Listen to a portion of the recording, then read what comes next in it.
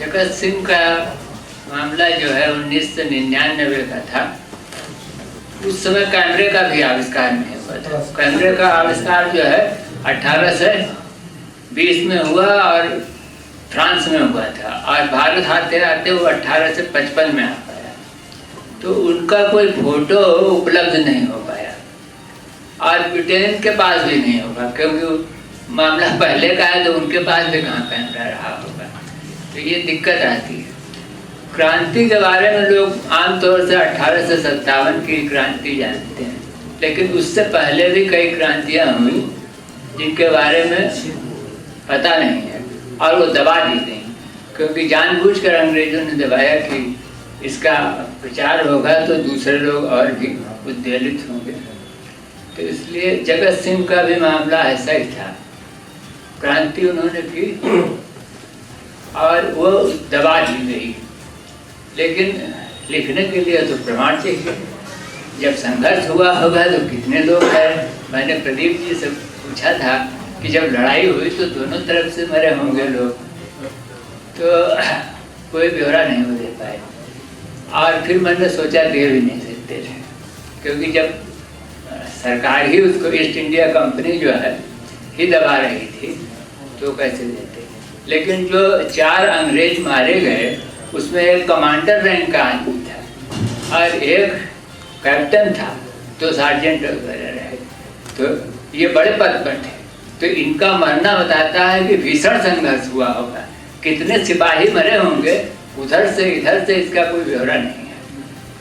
चूँकि उनकी लाश यूँ ही दफना दी गई होगी, और ये उस समय हवाई जहाज नहीं थे कि लाश ले जाते, इसलिए यहाँ ईसाइयों के कब्रिस्तान में उन्होंने दफनाया और उस पर संयोग से नाम भी लिखे थे।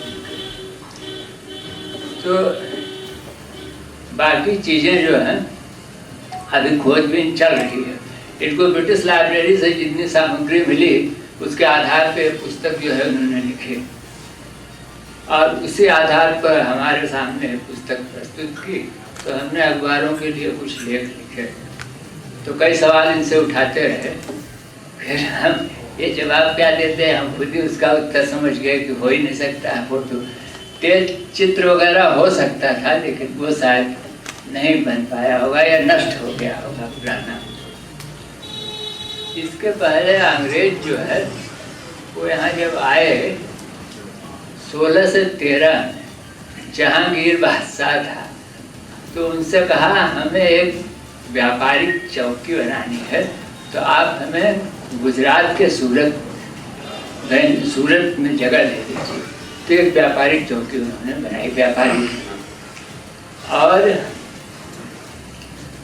16 से 13 में एक चौकी बनी, और 17 से 7 में आते आते उन्होंने सैकड़ों चौकियाँ बना ली। चौकियाँ ही नहीं बनाई, व्यापारिक शक्ति के साथ साथ उन्होंने राजनीतिक और सैन्य शक्ति भी अपनी मजबूत की।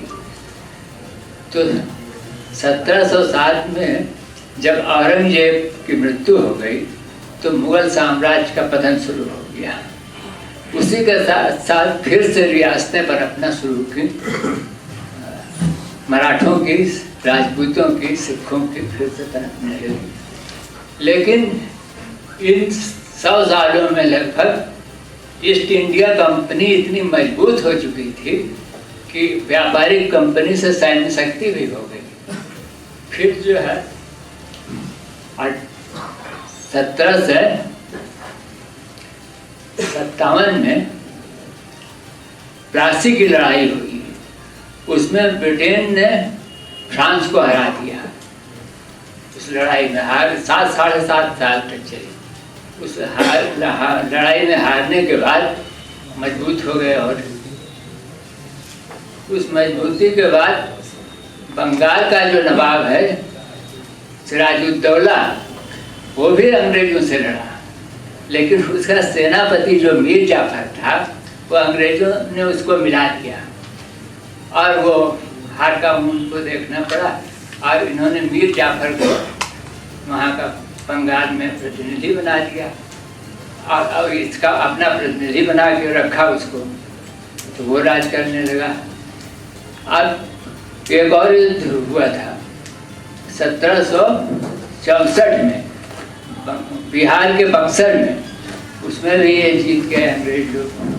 फिर ये 1799 में जो जगत सिंह का युद्ध हुआ, तो इसमें भी जब संघर्ष तो हुआ होगा, लेकिन हार किन कारणों से हुई? एक तो तोप नहीं थी, अब तोप के आगे जो है चलता नहीं है।